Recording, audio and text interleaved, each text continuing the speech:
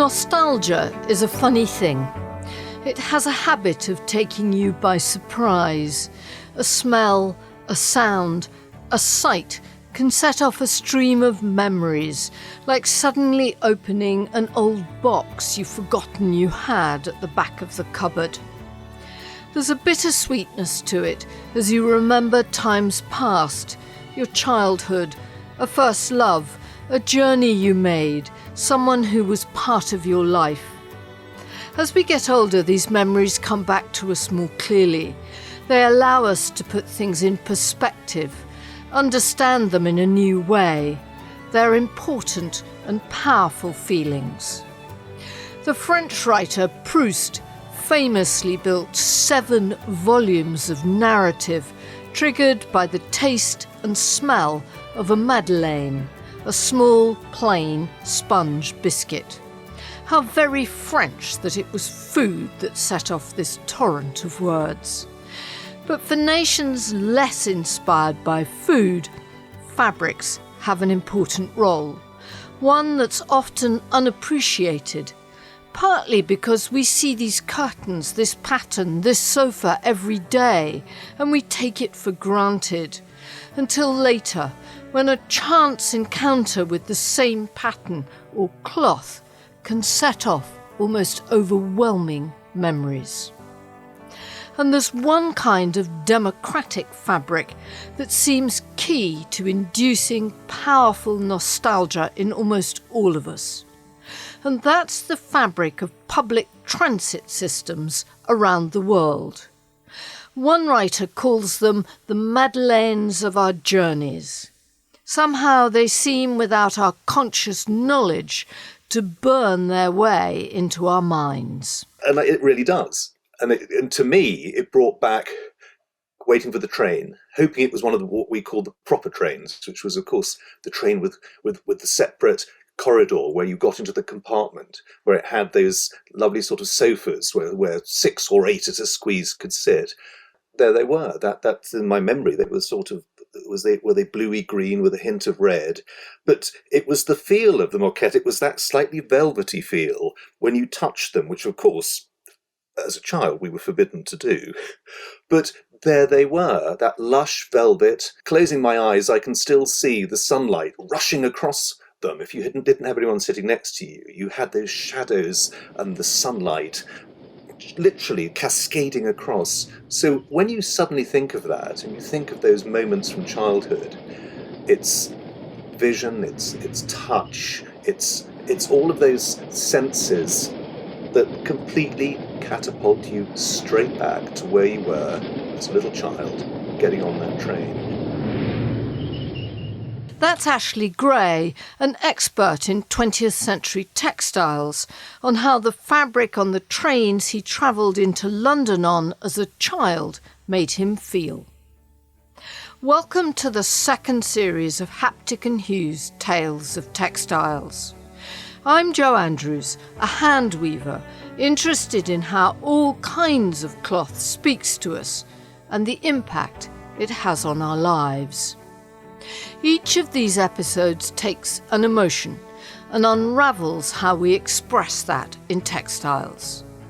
This episode, which is the last in this series, is called A Feeling of Nostalgia and looks at the role fabric and design plays in laying down our memories.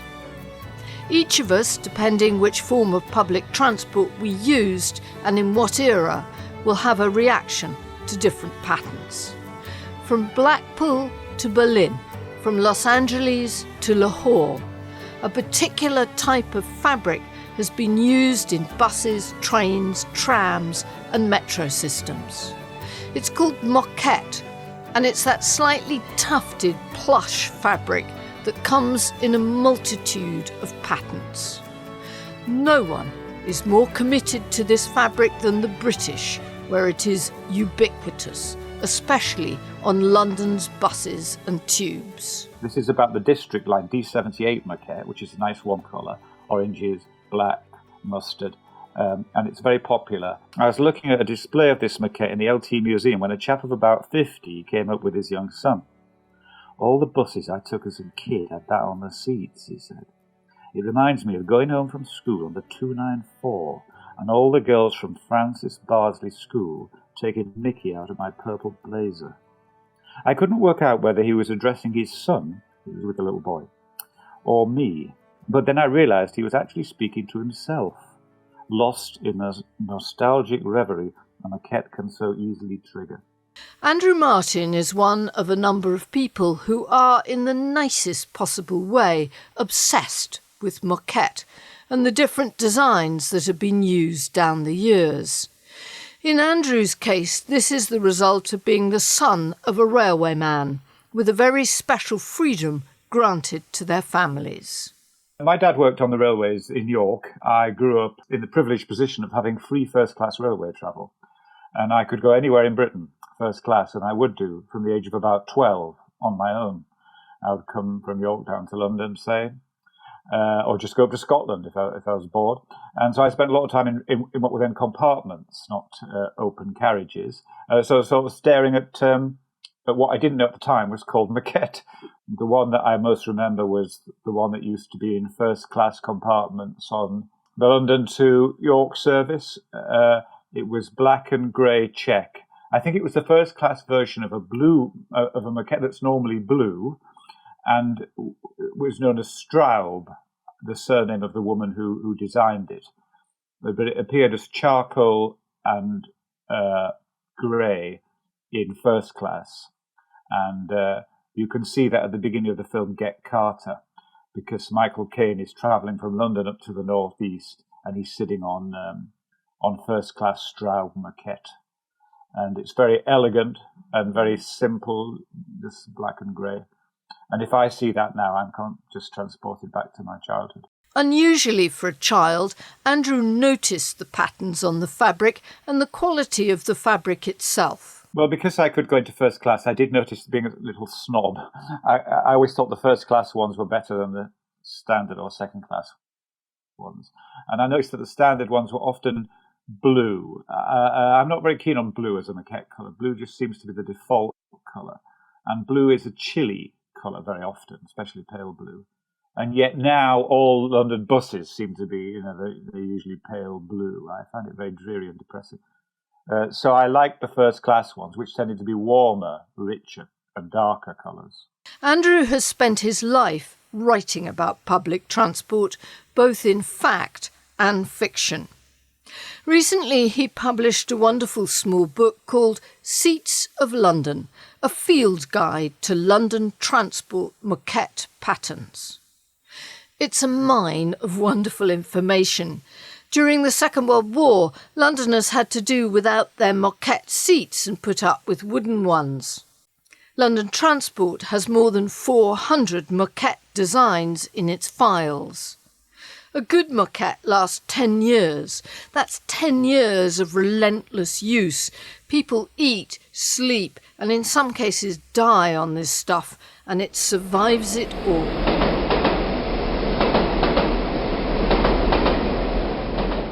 You do feel you want to sit down in it, and you want to linger there. I think ideally, on a tube train, you don't want to get off the train. I often have that feeling. I find it quite hypnotic. That's soon disrupted if somebody is shouting in your ear or playing music too loudly. But if it's fairly tranquil, then it's really nice to just sit there. And in fact, sometimes I do. I used to, before the pandemic, just sometimes get on the tube and just think. I wouldn't get off when I felt like it, just go around the Circle Line. Andrew says moquette first became popular in London in the early 20th century. Well, maquette came in Edwardian times. It's hard wearing. It looks nice.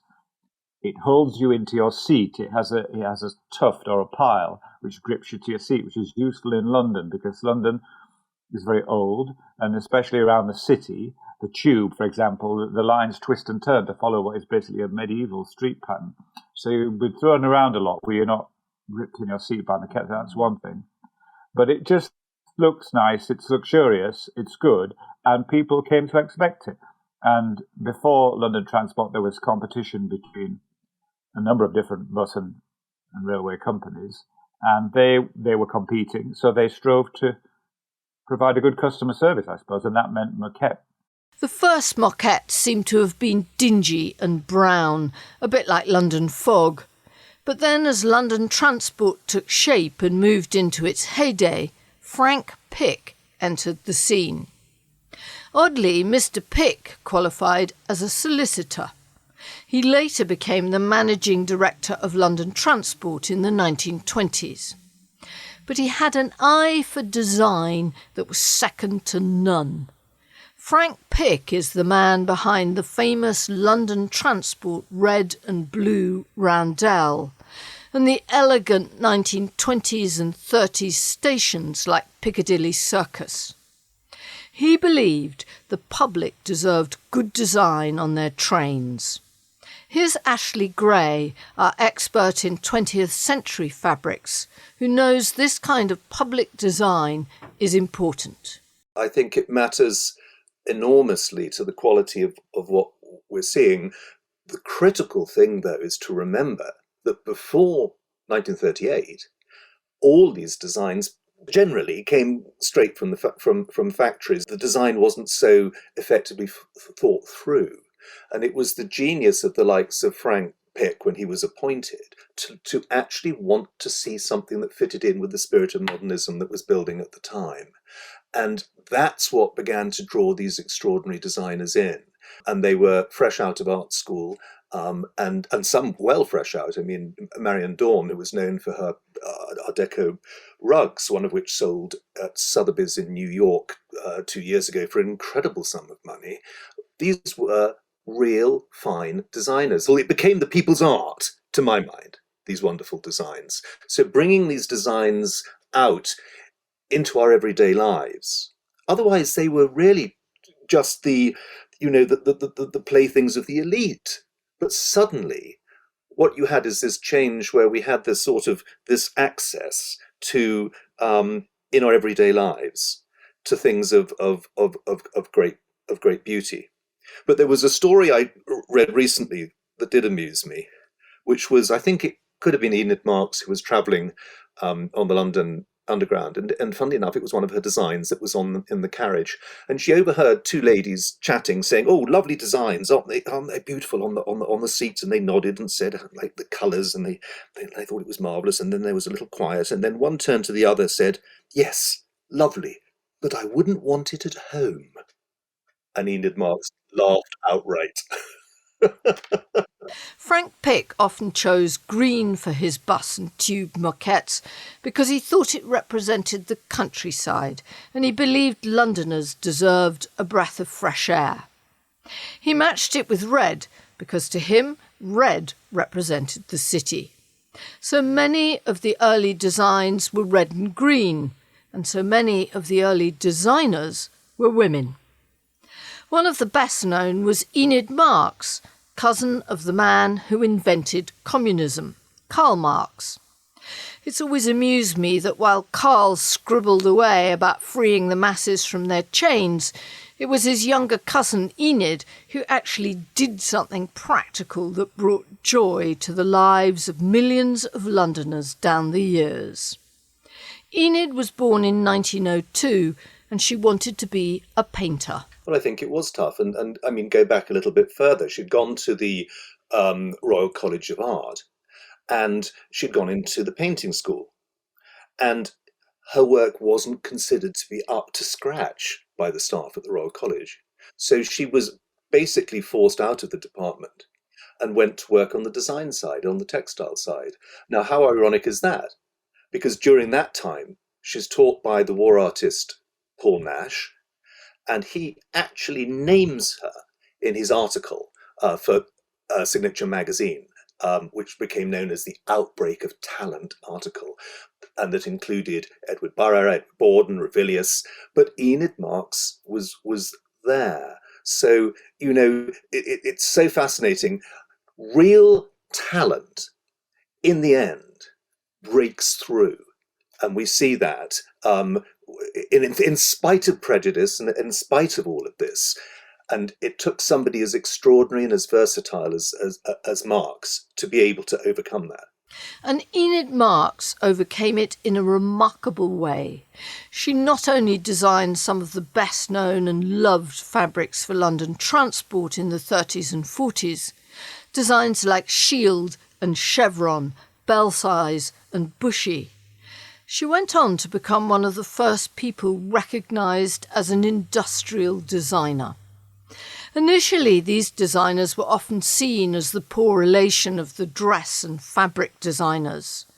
But Enid Marks's hand is behind so much of the design vocabulary of 20th century British life. I wanted to underline this extraordinary character, Enid Marks, because for me, she was completely the backdrop or the underlay of childhood for millions and millions in Britain without them ever knowing it. And when one thinks of what she achieved, and it was shown so beautifully in an exhibition in 2018 at the House of Illustration, it was called Enid Marks, Print, Pattern and Popular Art. And you walked in and you saw pattern papers from the 20s, block printed textiles and moquette from the 30s, utility fabric from the 40s, curtains, laminate from the 50s, textiles from the 60s, illustrated books, stamps from the 70s. And suddenly you recognize things that took you straight back to childhood. And you saw things that are, the Christmas stamps that she'd designed. And I even fell across the most extraordinary thing. There were the 1941 Chatto and Windus publication of Marcel Proust's À la recherche de temps perdu, Remembrance of Things Past. Those beautiful designs with the fleur-de-lis, the powder blue, the hint of red. And when I saw the books there, and I remembered my father having them in a little hallway at home, in my home in Kent, dark little hallway. There were those beautiful books with those beautiful designs. I had no idea that they were done by Enid Marks. And the amazing thing with her was that you could go to an exhibition and be transported back to key moments of your childhood through the touch of a fabric, through the cover of a book, and literally down to a stamp in the corner of an envelope. Now that is design genius. And in a sense, it is the very ordinariness of these fabrics and their setting that seem to give them their power. It's the very fact that it's part of the sort of the utilitarian moments of life. We've focused on A to B, and we might be going shopping, or we might be going to, I don't know, to the doctor or something. But actually, when you think back on the journey, it's that subtlety of the fact that it was the backdrop. It was the backdrop of what was there. And yet it's only when you think back, and it's a very clever design, that actually immediately attracts your attention. And I forget the name of it, but there was one fairly recently certainly the last sort of 5-10 years, which is the one that showed the London Eye in the design. And I can still remember getting on, seeing that design for the first time. And it was so clever that it stopped you in your tracks. And in a way, that was something that Moquette never really did. But that design, which was based on the earlier tradition, had something so contemporary in it that just for that moment, you registered it was there. All the moquettes for London transport, and for so many of the transport systems round the world, including Los Angeles and Berlin, were traditionally made by one company in West Yorkshire. John Holdsworth is nearly 200 years old, and it's been making furnishings for buses and trains for over 100 years. Today, Holdsworth's is still making moquettes, although now it is known as Chimera Fabrics. And they're still made in the traditional way, largely from British sheep's wool, in a remarkably complex weaving process. Sarah Mallinson started working for them in the mending department when she was 17. Over 30 years later, she's one of their top transport designers. It's produced on looms using jacquard weaving techniques. The pile is made up of 85% wool and 15% nylon. We have two types of loom. We have face-to-face looms. This is where two fabrics are woven at the same time. They're woven as one, while the pile yarn moving from the top to the bottom, and then a knife cuts the two fabrics in half. This cutting is what creates the pile. Then we also have the Metex looms, which just weaves one piece. It only produces the one layer of fabric, and the pile is made by inserting wires across the fabric, and the pile yarn loops over the top. So if the wire has a blade, the loop is cut, thus producing the pile. And if there is no blade, then the loop remains. Each moquette is colour tested, fire tested, and put through abrasion tests. The fabrics are rubbed by machines at least 80,000 times, just to check they can stand up to the wear the public inflicts on them. The company has produced the designs for London's new Elizabeth line, regal purple with grey, cream and a dash of red. They're also working on the fabrics for the Deep Tube upgrade programme, including, thank heavens, the first air-conditioned tube destined to go into service in 2027. But it's not just London where buses and trains wear British wool. It's trains and buses in Istanbul, Sydney, Prague, and in a number of American cities too. Sarah says she can usually tell the difference between the designs chosen by each culture and each city. I think the designs and the colours do make a lot of difference. We've seen a lot of change. They've gone from garish designs to more subtle, more conservative at the moment. We still do loud, colourful ones for different areas. They are very different in the different areas. We work with America. America used to take a lot of graffiti designs, because they've got a lot of influence now from Europe. They've gone a lot more conservative. And when she goes abroad, yes, one of the first things she does is to get on public transport and check out the moquette. It's a nice feeling because you've been a part of it. My two girls think I am crazy because we'll go places and I'll say, oh, that's our so-and-so design. And it's like, Mum, you're absolutely mad. But no, it's nice to see it. You see it all around the world. It's lovely. In recent years, the habitat of moquette has been expanding, a bit like a bird taking advantage of climate change. It's not just to be found on public transport anymore. It can be spotted in all kinds of unexpected places. Everyone has a moquette that they want to hug. The one I want to hug is the Los Angeles Rapid Metro, which is a very vivid, vibrant one. But you see people coming along who've got no engagement rails and they'll go away literally hugging a cushion, and that is just a joyful moment. Marcus Mayers calls himself a railway person at heart. This began as a small child and has never left him. But as well as a love for trains, he says the seat fabrics indented themselves on his brain, and all his happy times were spent surrounded by the stuff. Roll forward some decades, and Marcus, facing self-employment, saw that moquette offered him an opportunity. And I realised that there's a market out there for people who love trains. At this point I was only looking at trains, and their wives, because it's normally men who are into trains, so I hope that's an okay thing to say. Their wives don't mind incorporating bits of their husband's love into their house, but they certainly don't want a dirty, great big oily cog on the front room table.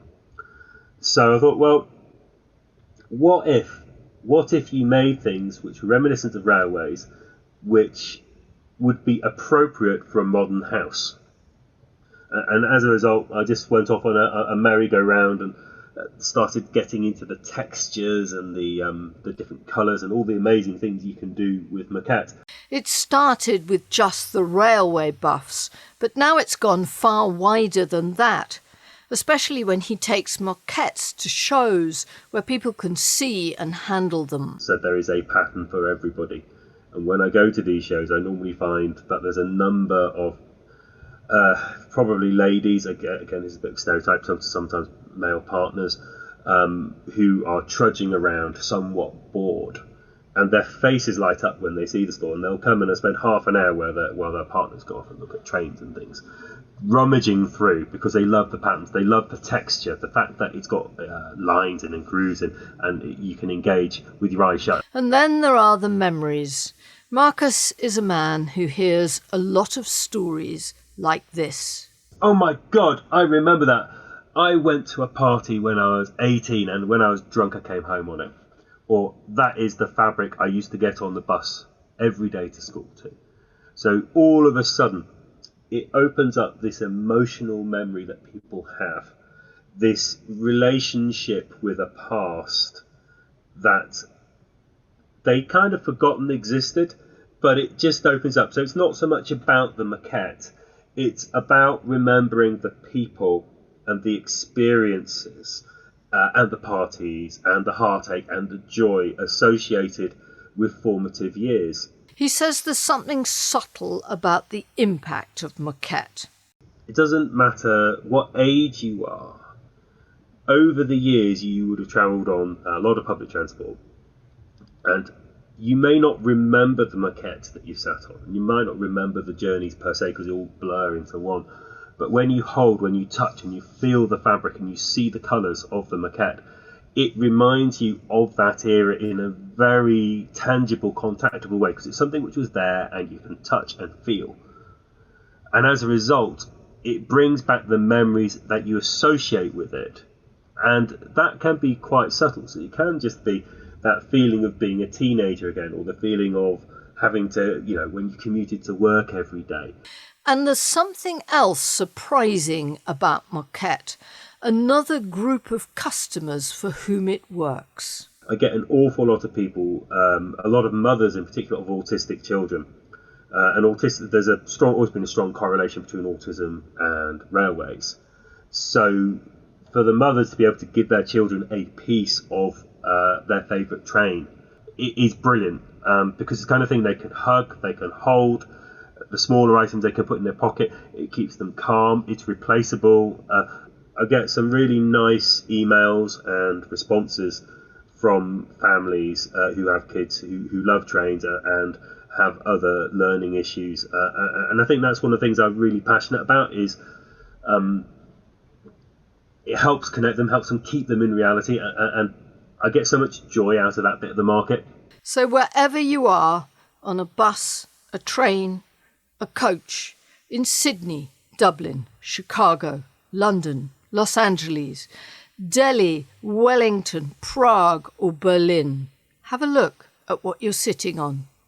It's remarkable stuff, with a story that goes back nearly 200 years to the dawn of the railways. It might be, in Marcus's words, the maquette you want to hug, that special one that brings back memories, that produces a feeling of nostalgia. Here's Andrew Martin, author of Seats of London, on his favourite design. Maybe the tartan that was on the old Route Master buses. The Route Master was like being in a rather slightly rackety gentleman's club. You felt that you should be lighting up a cigar, which probably some people did. And it was just so mellow and so warm, and the bus from the outside looked so attractive because of the maquette, because of the sort of yellowish, foggy lighting. It's like a lantern moving through the streets of London, and you wanted to be in it.